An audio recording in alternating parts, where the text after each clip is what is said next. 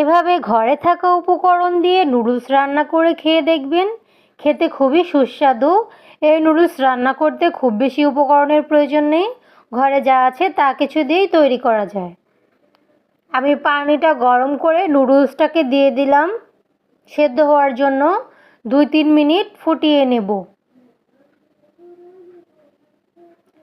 আপনারা চাইলে পানিতে লবণ দিয়ে সেদ্ধ করে নিতে পারেন।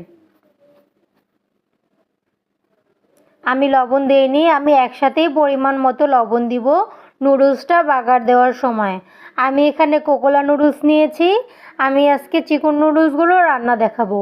আপনারা চাইলে যে কোনো লম্বা নুডলস নিয়ে নিতে পারেন।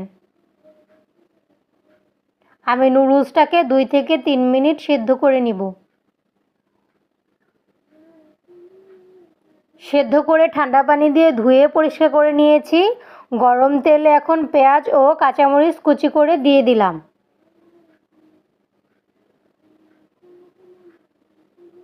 পেঁয়াজ কাঁচামরিচটাকে একসাথে ভালো করে ভেজে নিব। কিছুটা নরম হয়ে আসলে এর মধ্যে আমি ডিম দিয়ে দেব।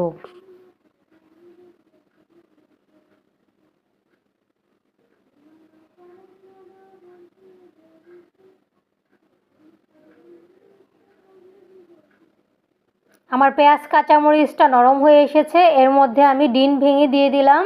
এখন পেঁয়াজ কাঁচামরিচের সাথে ডিমটাকে ঝুরি করে নিব। এই নুডলসটা রান্না করার জন্য খুব বেশি উপকরণের প্রয়োজন নেই, ঘরে যা কিছু আছে তাই দিয়ে বানাবো, এতেই খেতে খুব সুস্বাদু হবে। এখন আমি দিয়ে দিলাম একটুখানি লবণ। এটা ডিম ও পেঁয়াজ মরিচের সাথে মিশে যাবে। এখন আমি সেদ্ধ করে ধুয়ে রাখা নুডলসগুলো দিয়ে দিলাম। এখন ডিম পেঁয়াজ মরিচের সাথে ভালো করে মিশিয়ে নেব। 2-3 মিনিট ভালো করে ভেজে নিলেই হবে।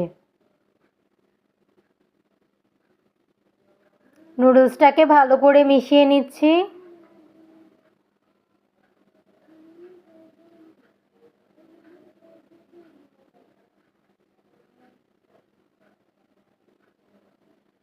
নুডলসটা ভালো করে ভাজা ভাজা হয়ে আসলে আমি নুডলসের প্যাকেটে থাকা মশলাটা দিয়ে দিব। আমার লম্বা নুডলসগুলোর সাথে এক্সট্রা মশলা পছন্দ না, তাই আমি কোনো প্রকার স্বাদে ম্যাজিক বা টেস্টিং সল্ট ব্যবহার করিনি।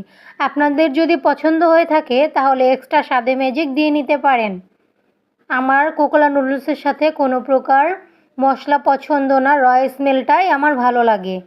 আরেকটু লবণের প্রয়োজন ছিল, তাই আমি আরেকটু লবণ দিয়ে মিশিয়ে নিলাম। আমার নুডলস তৈরি হয়ে গেছে। এতক্ষণ পাশে থাকার জন্য ধন্যবাদ। আসসালামু আলাইকুম। আমার চ্যানেলটি সাবস্ক্রাইব করে দিবেন। ভিডিওটি ভালো লেগে থাকলে একটি লাইক ও কমেন্ট করে দিবেন।